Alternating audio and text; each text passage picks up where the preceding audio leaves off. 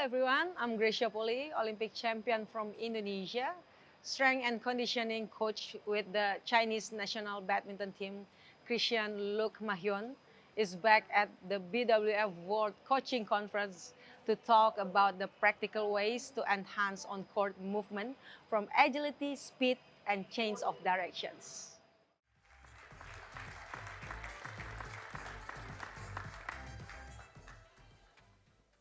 Good morning. I hope you are enjoying all the conference. It's nice to see you again. At least today I can see your faces. It's more comfortable for me. Today I'm going to talk about a topic that has been very important for me because what I felt during these years working as a strength and conditioning coach, there is a confusion about some of these aspects. Today I'm going to talk about agility, change of directions, and speed. And my goal is try to connect the theory with the practice. It's not going to be about showing you very fancy exercises that will change the performance of your athletes. It's going to be connecting the exercises and understanding the theory behind these exercises. First of all, I'm going to start with the definition of agility. Agility is a rapid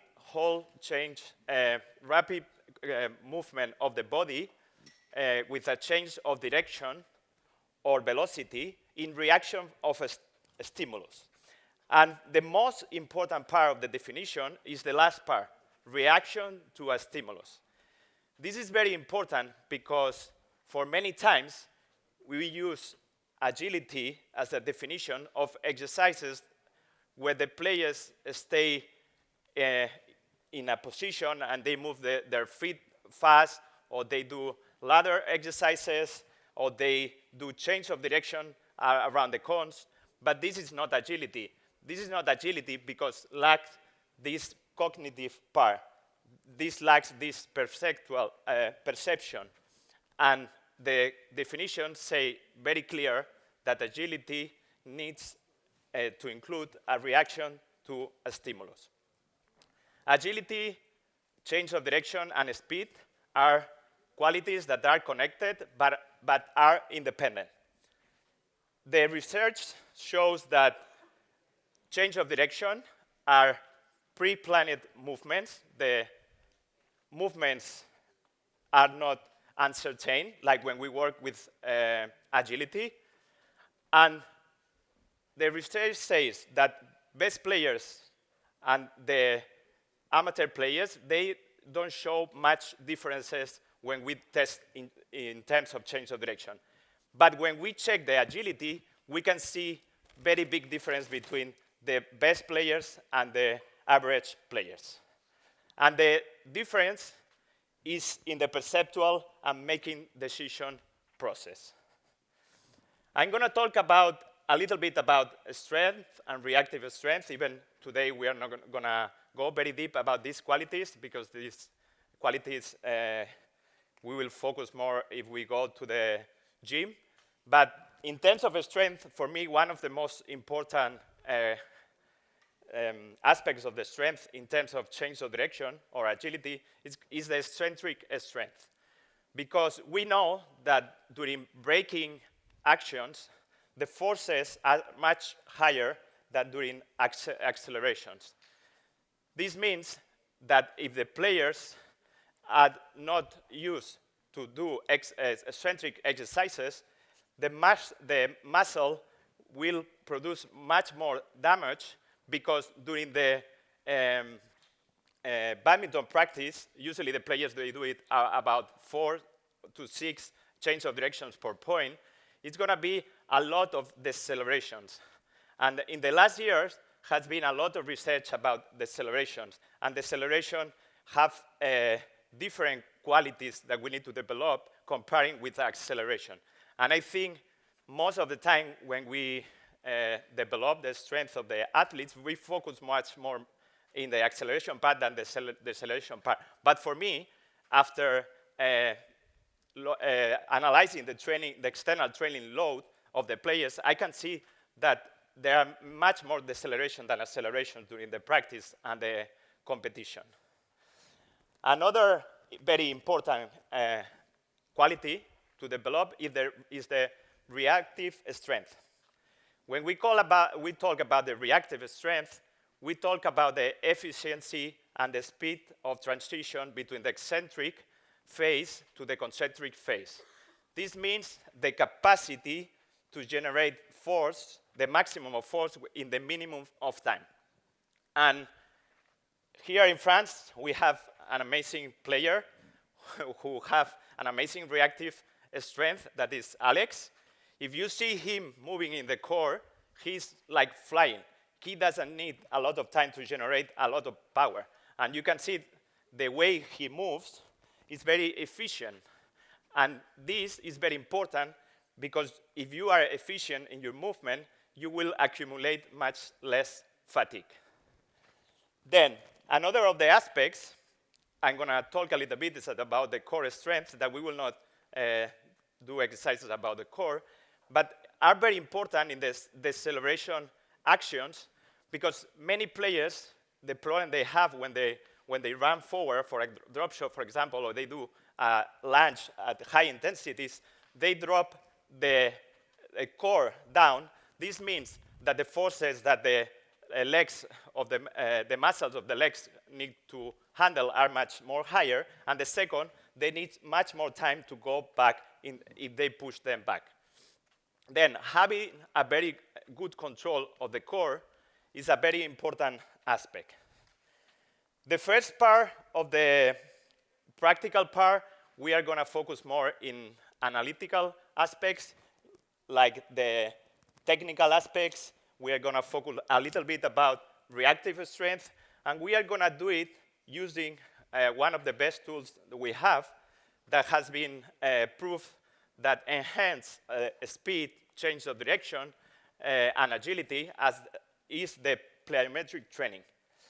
And these kind of exercises, I'm a very big fan of use the warm-up as a part of the training. The warm-up for me is not just the preparation or the activation for the competition, for the competition or the training. It's a part of the training. Because when we work with the elite players, sometimes, or most of the times, we don't have much time for training, and we need to use the warm-up as a part of our training. And also, to develop these kind of qualities, we know that it's better if the players are in fresh conditions. Then the best moment to do it is before the practice. Because usually we have like 15, 20 minutes before every practice.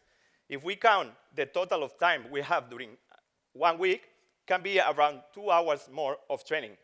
And then, if we use this time to develop these kind of qualities, it's time that we don't need to spend in the gym, and we can spend working on other different qualities there. Then, now, I'm going to call the players, please. We are going to start with the first part. We are going to start with some plyometric exercises. Please go to the line. Yeah, facing this direction. Yeah, here. Just here. Yeah, we can be here. Okay, the first part, we are going to start to do some pogo jumps. Okay, what is important, as I say, as the reactive strength, is to generate the maximum of strength in the minimum of time. And then we need to try to maintain the legs straight, and use the ankles to push fast up. Okay? We will do just 10 times. Okay? Let's go. Faster. Minimum, you need to think that the mat is like fire. Okay. It's very important that we focus that the players need to try to push as fast as they can and go as high as they can to generate the maximum power in the minimum of time. Now, we are going to do the same moving forward. Okay? You will do the same, but pushing forward. You need to focus the same. You need to focus to push up more than forward. Okay? And try to be fast in the contact. Let's go. Move forward. Okay, up. Yeah, push. Faster, a little bit faster. Okay. Go a little bit, go walking back.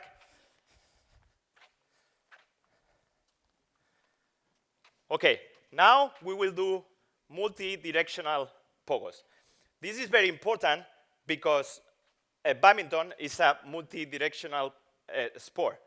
When the players move, we move in all the planes. We move in the sagittal plane, forward, back. We move in the frontal plane, sides, and we move in the transversal plane when we do turns. Then it's very important, not only in these kind of exercises, also when we work in the gym with the strength exercises, to develop develop strength in all the different planes. Okay? Now we are going to do the same. You will do one forward, one side. You will do one forward, one side. Okay? Let's go. Back. Same, fast. Okay. Good. Little bit faster. Try to don't bend the legs too much. Just with the foot, without the heels touching the ground. Okay. Go back. Now with one leg. Yeah. Now forward with one leg. This is also very important because most of the actions in the sport are unilateral.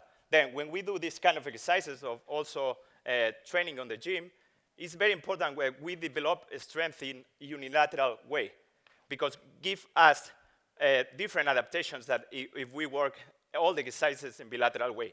And working unilateral is more specific or can be translated better to the core. Okay, with one leg, forward, back. A little bit faster. Try to push up. Okay, try to have, yeah. Instead go to the side, try to push up. Now, the same with the other leg. Okay, let's go. A little bit faster up.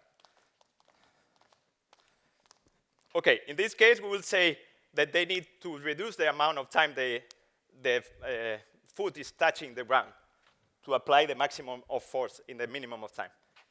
Okay, now we are going to do different kind of exercises. We are going to do broad jumps. That is also some kind of plyometric exercises that help us to develop the reactive strength. The key is you will jump two legs forward, horizontal jump, and at the same time you touch the ground, you have to push fast forward, okay? You have to do like two horizontal jumps at the same time. Okay, you jump, then you touch, and you go fast forward. Ready? Go.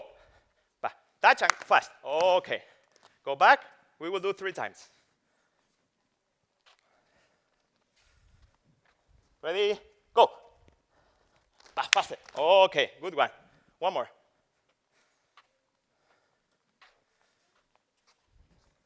Last one. Come on. Back. Faster. Okay. Okay. Go back. Now we are going to work a little bit about technical aspects. We are going to start with the acceleration and deceleration. The first exercise you need to do is just starting in that line. You need to go as fast as you can and stop in this line with one leg, okay? If you play with the right, you do with the right. You play with the left, you do with the left. Okay, you have to go as fast as you can and then decelerate and stop here and keep the position 2 or 3 seconds. Okay, ready? Go. Okay.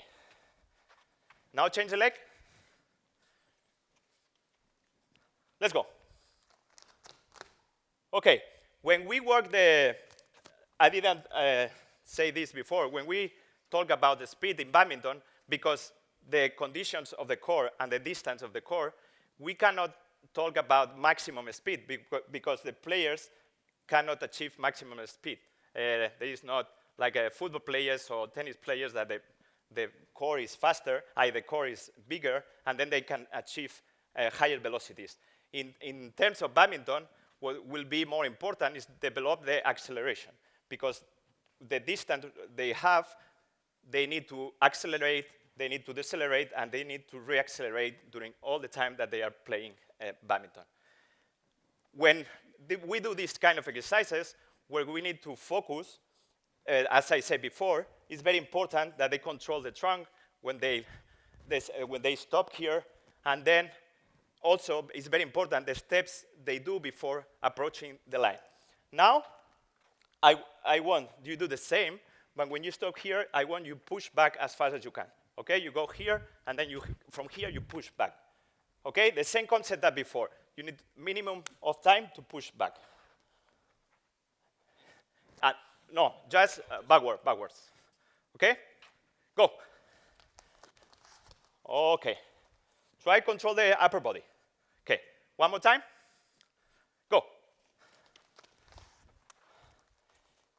You need to try push a little bit because you spend a lot of time here. Okay, you need think when you land here, you need to try to push fast. Okay, one more time. Go. Okay, much better now. Okay, now the last one, we are going to do a change of direction. Okay, 180 degrees. You go there, you face here, from here you push, and then you go there. Okay? We will do 2 times each leg. Let's go. Okay, here, different aspects we need to take care when they do these kind of activities. First is they need to have the center of gravity low when they are approaching the center at the change of direction. This is if we copy exercises from sprinters when we work the speed, it will be very different because when they run at maximum speed, the position of the body has to be the opposite, has to be straight. When we work with players in short distance, the best they can do is the position has to be low and the inclination on the trunk a little bit forward. And then when they approach the change of direction, they need to go down with the center of gravity. Second aspect, when they do the change of direction, the leg that is going in the direction where they are going to change the direction has to look forward to the direction where they want to go. At the same time, rotate the rotation of the head and the shoulders. Okay? Yeah, you go here, but this leg is facing the direction where you want to go. Okay? Go. Okay. Try to do faster. Don't stop here and then try.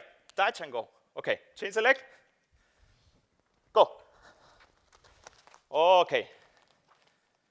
2 more times. Go. Good. Last one. Go. Okay. Okay. You can rest a little bit. I'm going to do the second part, and then you come again. Thank you very much. Now, I'm going to start with the cognitive part. We know that the difference of the best players, according to agility, is because they can read and they can anticipate the movements, reading the information of the opponent, reading the information of the environment, and have knowledge of the situations that they have been before. And the amateur players, they don't have this ability. Then, when we work exercises of reaction or agility, if we want these activities to be specific, the stimulus has to be specific. This means that the only specific stimulus that is going to develop the specific agility of the sport is going to be the badminton. This doesn't mean that we cannot do another kind of exercises with different kind of stimulus in terms of reactions, because I do. But we need to be conscious that in that case, we are not developing the specific agility of the sport.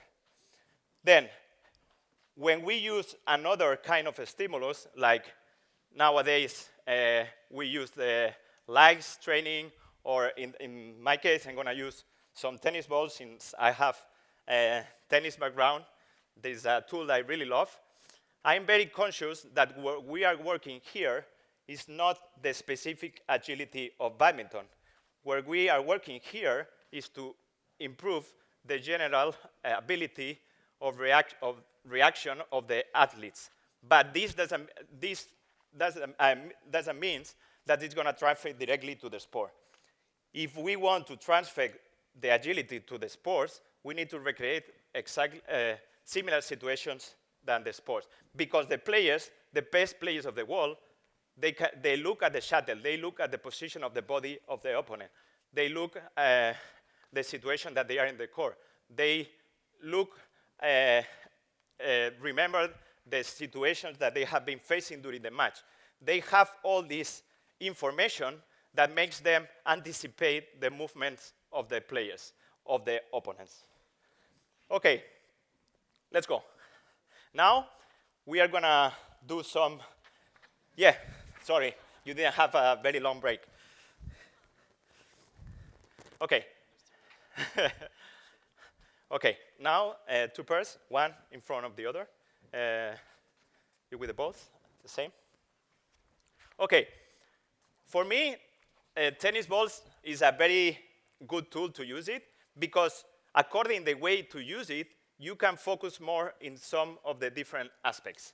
For example, we are going to start with a very basic exercises that all of you have done.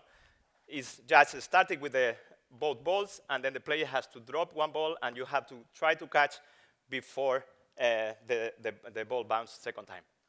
Okay? In that case, here we are working acceleration, and they have to react to a very basic stimulus, that is the tennis ball. Okay? But we need to be conscious that this stimulus is not specific to the sport. Okay? We just do 3 times. Go. Okay. This is also very important when we do these exercises. We need to focus about the aspects, or you can adjust the position.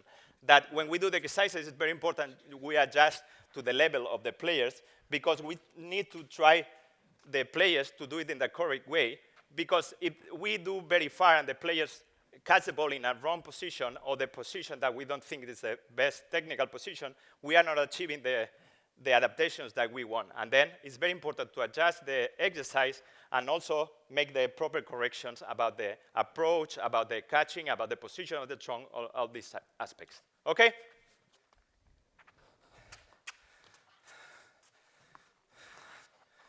Okay. Try, when you catch the ball, try to catch the ball and keep the position of the overplay. Okay, good. One more. Okay.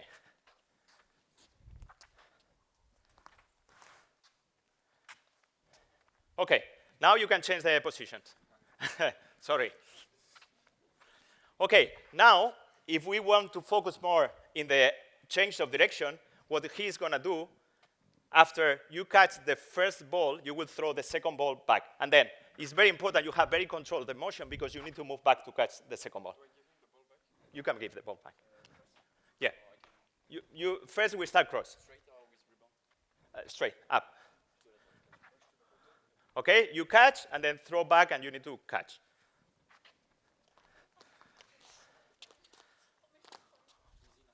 Yeah, I think you can make it more difficult. Okay, in that case, we see, okay, you need to think about the aspect we told. When you catch it, you need to try to use the power of your leg to push back faster. You need to try to not stop here. Okay, use the same, the power from your leg to push back. Let's go. Okay, a little bit faster. The transition has to be faster.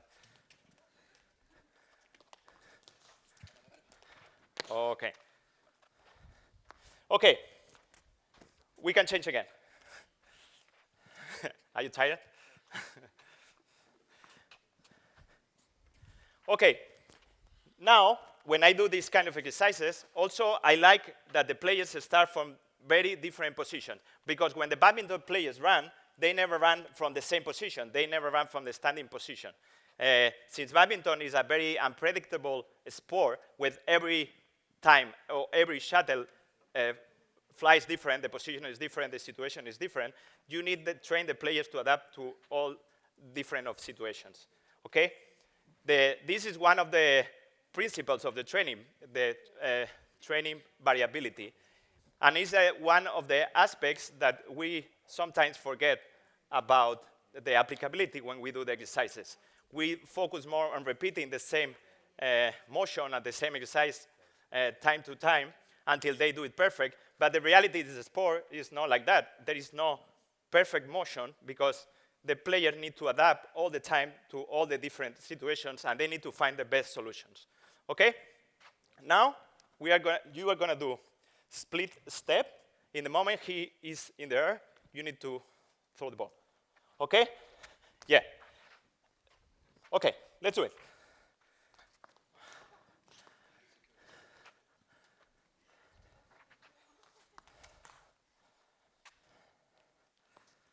Okay, I'm going to stop here. In the split step, what the best players of the world do is when they do the first step, they face the direction where they want to run. Okay? Then you do the first step at the position of your body, go to the direction where you want to go. Okay? Yeah? Go. Okay. Okay, good. But this was very easy. The stimulus is very easy because you do like this. You can see it very easy.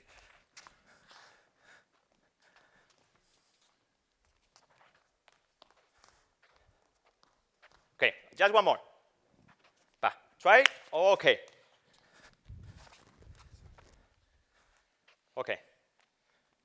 Now, you can take a break. I'm going to, yeah.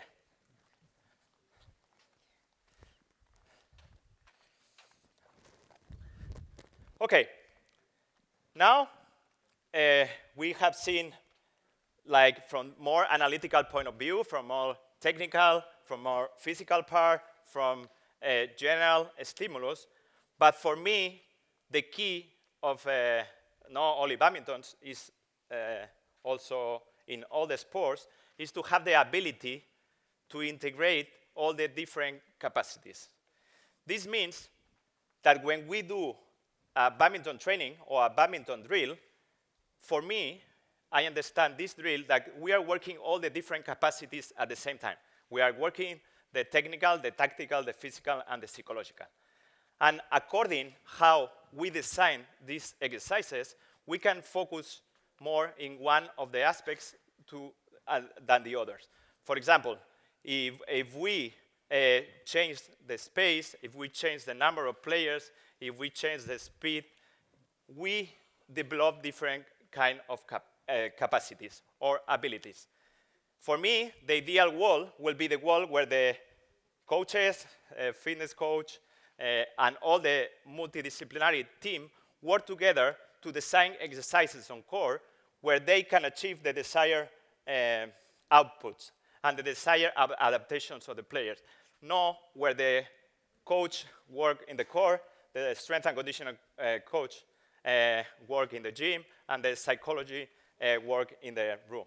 For me, the ideal world will be where all work together to design exercises according to the needs of the player.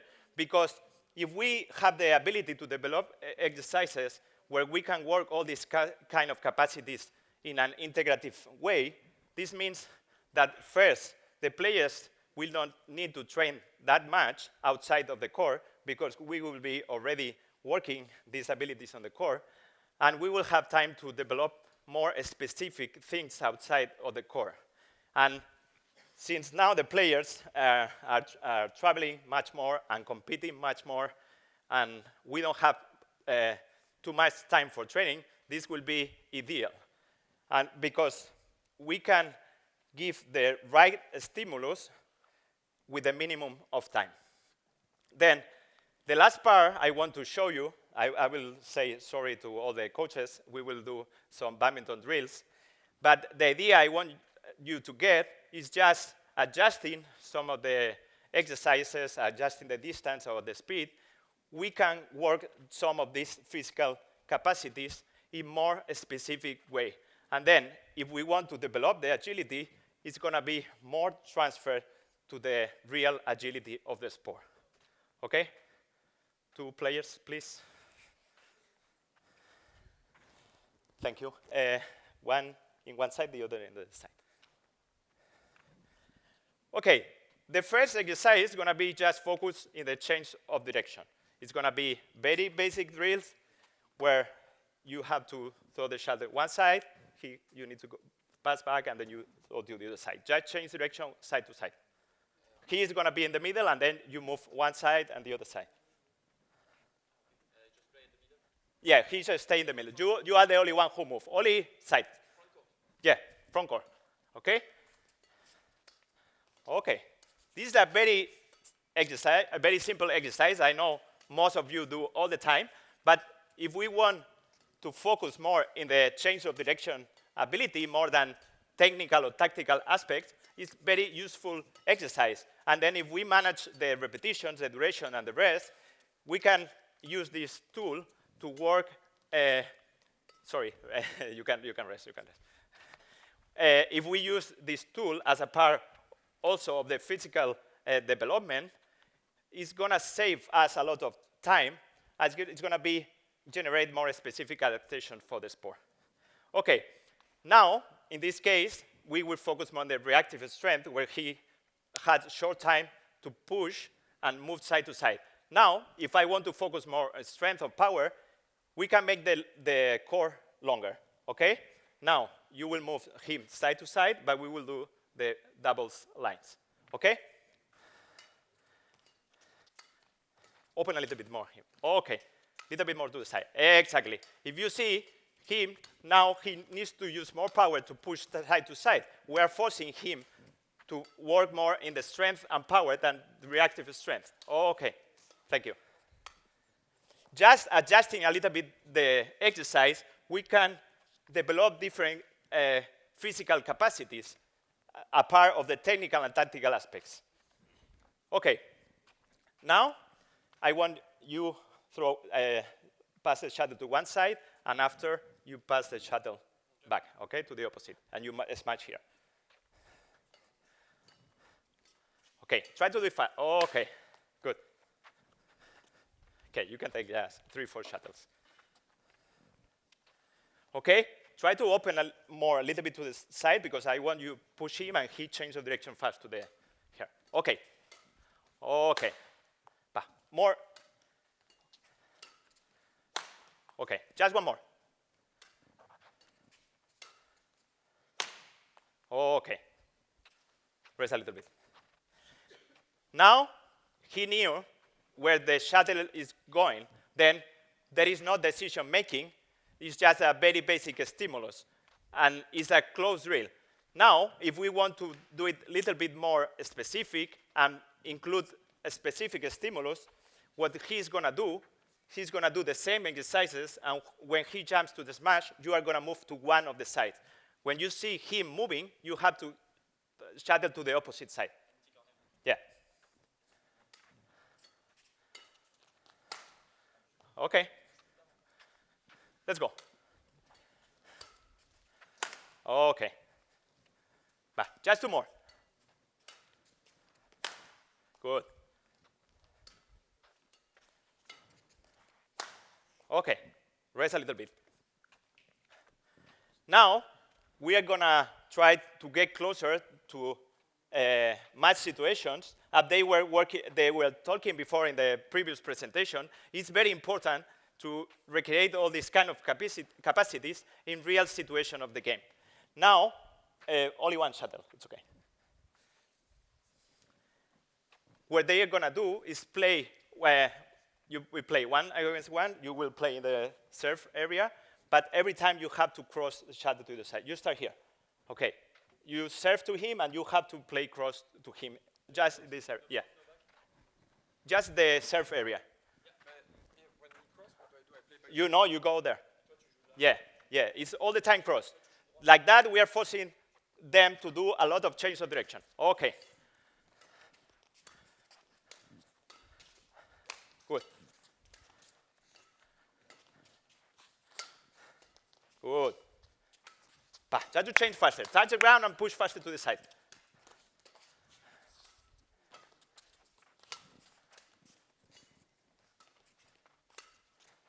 Okay. Thank you. Now, if we want to force a little bit more to the change of direction, we can make the core bigger. Then you will play the same, but you will play in the doubles. You can take a little bit break, don't worry.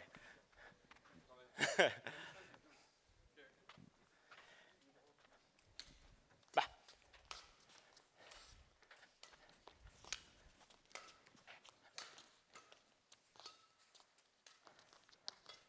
Good.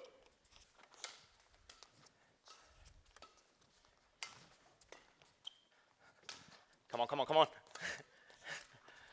You are very competitive.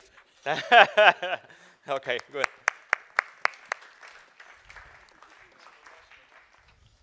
Okay. Yeah, we're okay. Thank you very much. What I try to show you is just a little bit the idea how, if we adjust the conditions of the exercises, if we adjust the number of players, if we adjust the time, the duration. I was thinking that in the previous presentation, they were talking about the duration of the exercises in Denmark and then in example of Malaysia. But if I talk about China, the minimum of time of the exercises is 20 minutes. Usually the duration is 20 minutes, 30 minutes, or 40 minutes. Then if I know this, I know that I need to prepare the athletes to have the capacity to do these kind of exercises, because this is the train they do. I cannot arrive there and say to the coaches, okay, I come here and now you need to change all the way of training. For me, according to the presentation that I was talking yesterday, the goal is to understand what they do on the court, because my goal is to prepare them to do this and reduce the risk of injuries. What my goal as a strength and conditioning coach, what I can do is adjust the recovery, adjust the training load during the week, adjust the recovery tools, or give them tools to recover faster for the next training or during the competition. But what I cannot do as a strength and conditioning coach is to tell to the coach that they need to change the training, because this is not the best. And also, I think this kind of training is perfect for them, because they have been doing this for many, many years, and they are completely adapted to this kind of training. My goal today, as I say, is just to give you ideas and tools that you can connect all this information with a practical application.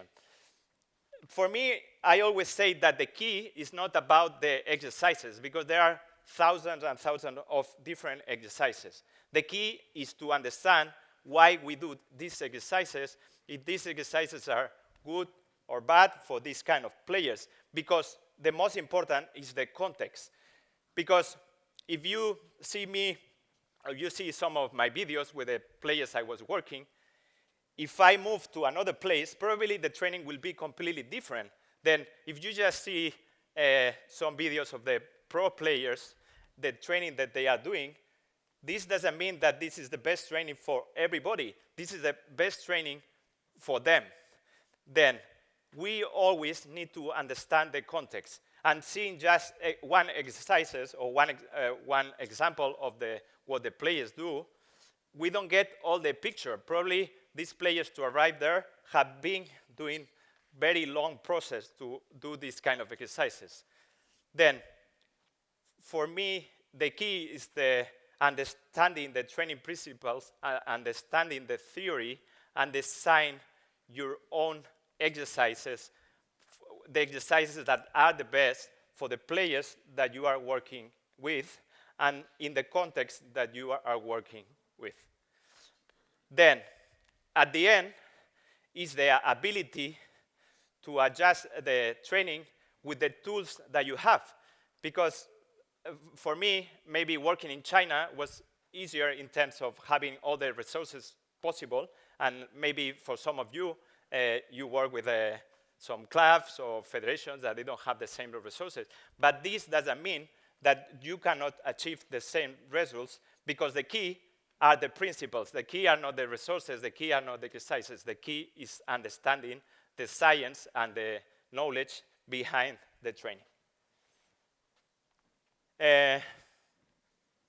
Thank you, and I hope you enjoy. And